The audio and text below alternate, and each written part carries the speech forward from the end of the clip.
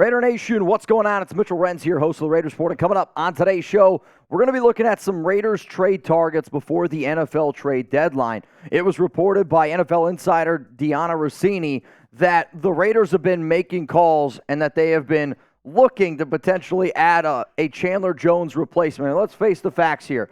The Raiders need to be able to add somebody next to Max Crosby. They need to be able to go out and get somebody that they have a lot of confidence in that can get after the quarterback. The reason why the Raiders defense had success this past game is because they had 17 total pressures on Jordan Love and 3 interceptions. I see some people down in the comments. They just want me to stay on this screen and this screen alone. If I do that, you're going to have a different kind of a hard pause. We're going to keep this show rolling here, though. We got Dianna Russini again. This is what she had to say on the Raiders trade rumors.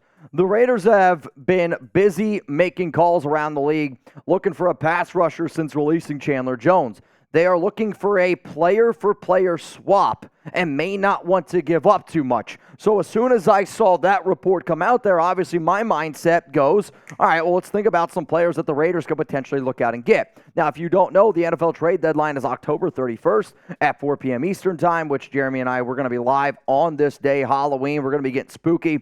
Games until then, you got New England, you got at Chicago, you have at Detroit on Monday Night Football. And to me, this Raiders team is a team where I get it. A lot of people might not believe in Josh McDaniels, but you know what? He wants to be the head coach of this team, and if you want to be the head coach, you might have to be a buyer at the deadline. So if the Raiders are looking to do player-for-player trades, I got some candidates coming up. Here's the thing. I never know what Josh McDaniels is going to do. You never know what Dave Ziegler is going to do. That is one of the good and one of the bad things about this organization. But I do know this, that the Raiders, if they make a trade, I will be going live, especially if they make a deal like I have here with my fingers crossed, because some of these names would really, really help out the defensive side of the football. So the first name coming up here, and I don't have these ranked in any particular order. It's more of just names that I am going to throw out there. I will admit, not every single one of these players is a player that I want the Raiders to trade for. One of the names is a name that I think that they could potentially consider. Let's first, though, go. I know a lot of people want defensive tackle. I have been screaming from the rooftops for weeks at this point that you got to go out and trade for Milton Williams, defensive tackle for the Philadelphia Eagles. He's 6'3", he's 290 pounds, and the reason is he's buried on that depth chart. This is a Philadelphia Eagles team that knows they have a lot of talent. Hell, another name that I probably could have added to the show from Philly was Derek Barnett, an older edge rusher, and if you need to be able to add somebody, you can do it. This season, according to PFF, he has played in 142 snaps. Again, he has shined, and he has not been the best DT on that team because they have Fletcher Cox. They have Jordan Davis. They have a lot of really solid talent there and in this room, and Williams, to me, my pitch to him is, hey, man, you want to be the best defensive tackle on the Raiders? You want to be the best defensive tackle here? Potentially keeps you around, gets you a bigger payday next season when he becomes a free agent. That's really intriguing to me. 74.0 run defense grade, 60.9 overall. He would be your best defensive tackle, and if you can upgrade your defensive line, let's face it, to me, the Raiders are crazy for not doing that. So what I want you to do right now is go down to the comment section. This will actually be the hard pause that you guys are going to get. And you're about to get hit with the YouTube ad break, so I want you to scroll on down right now, and I want you to give me one player that the Raiders should trade for. Let me know down in the comments. All right, let's go to the next name here. It's Lawrence Guy, and this is the name that I was referring to earlier in the show where I said, I got to put somebody on here that, I don't really want the Raiders to trade for him, but in terms of the overall likelihood, I do think Guy is a guy that the Raiders would consider. Obviously, they have the New England Patriot connections there. The Patriots are a losing team, and a lot of the times, I'm going to look for teams that are struggling or teams that have too much at a certain position. Eagles have too much on the defensive line. The Patriots currently are 1-4, and they look like an absolute dumpster fire. Bill Belichick, after the game, said that, we might have to reconsider a few things. And this season, Lawrence has been bad. He has 179 snaps. You can see the grades up there on screen.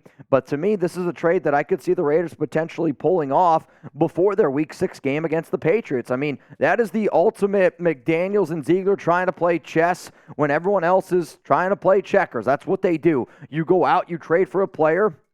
You probably swap 6 and 7s because that just seems to be the most popular deal that teams do anymore. You trade for Lawrence Guy, you add a defensive tackle to your group, and now you're getting ready then to go up against the Patriots in a game that can put you at 3-3. Something to at least consider. Also, something that I want you all to consider is getting started with our awesome sponsor here, Prize Picks. Fantasy sports made easy, and I'm telling y'all, you're going to absolutely fall in love once you get started. So Prize Picks is the most fun that I've had, winning up to 25 times my money this football season. You just select 2 or more players, pick more or less on their projected stats, and place an entry. Go to prizepicks.com/CLNS and use code CLNS for a first deposit match up to $100. Quick withdrawals, easy gameplay, and an enormous selection of players and stat types are what make Prize Picks the #1 daily sports app.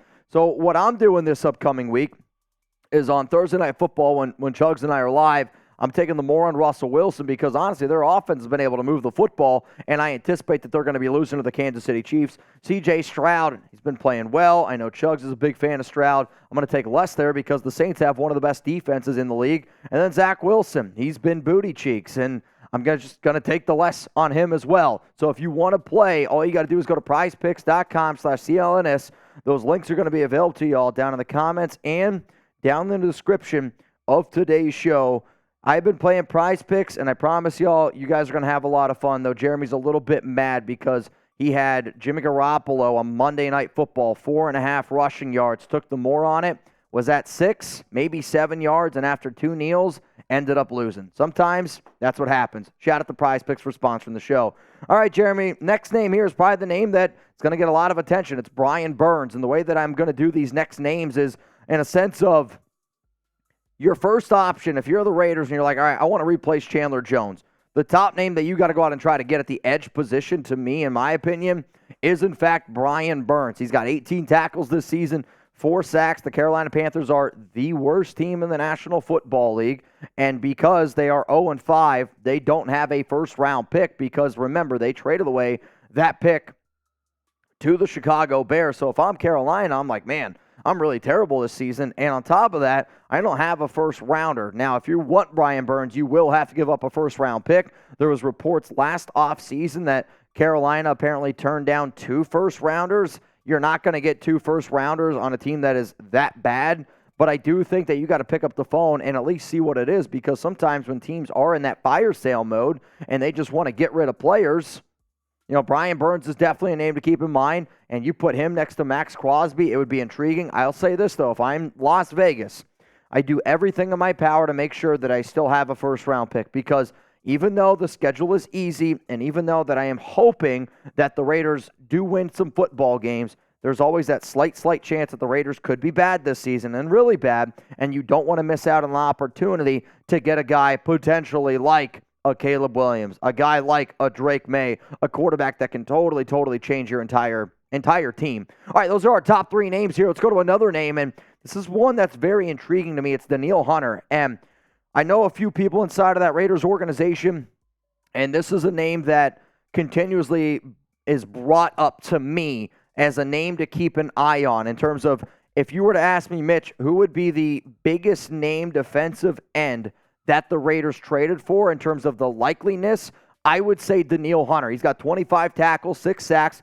The Minnesota Vikings have been really struggling this season, and you know that he's not going to be back next year, so could you potentially get something for him? Because it looks like right now Minnesota's about to do a full rebuild. You got your top receiver in Justin Jefferson. They don't know if they're going to pay him. He's hurt right now.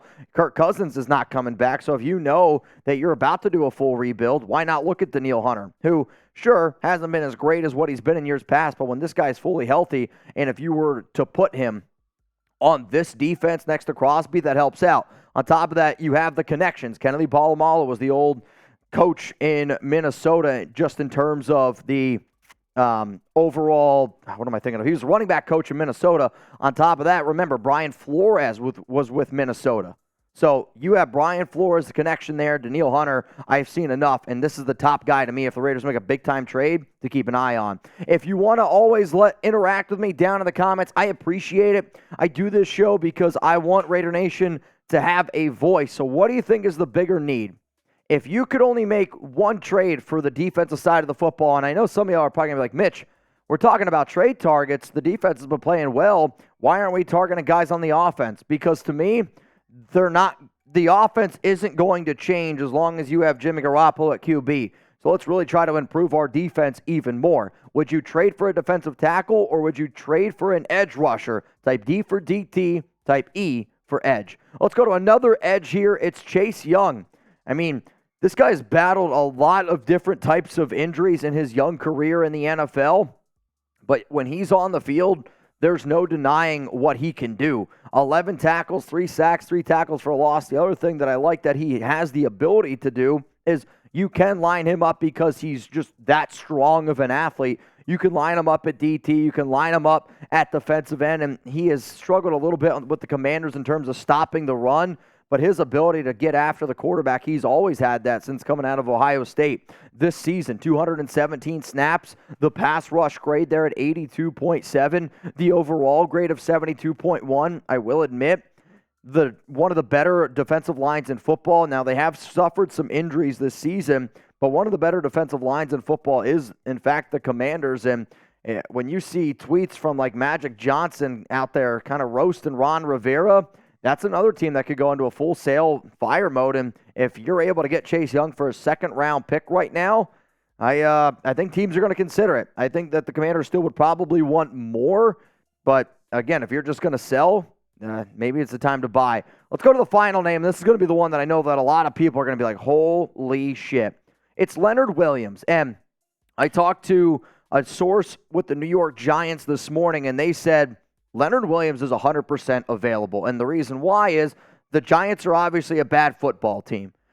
On top of that, he's in the final year of his deal. If the Giants are in a spot where they pay Danielle Jones all that money and they don't know if they're going to bring back Leonard Williams, now's your opportunity to make a deal and get the absolute most for him as it stands. On top of that, the best season that Leonard Williams has ever had, the best season, guess who he had as defensive coordinator? Patrick Graham. And if you're telling me right now that you wouldn't want to bring Leonard Williams, a USC guy, back over to the West Coast, I know Raider fans love him. I think he'd be a phenomenal fit with this defense. He knows Patrick Graham. He has had success in Patrick Graham's system.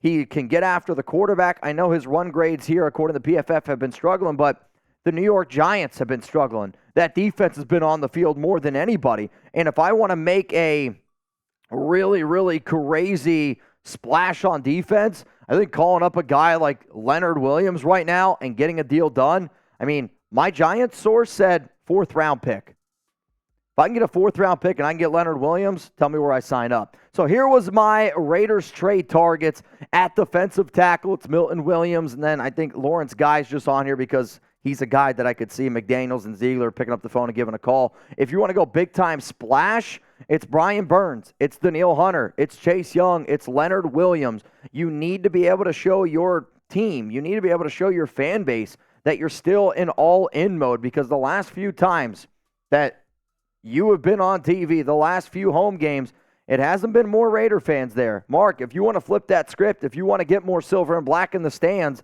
now's your chance to do it. You're going to be on Monday Night Football again in Week 8 in Detroit.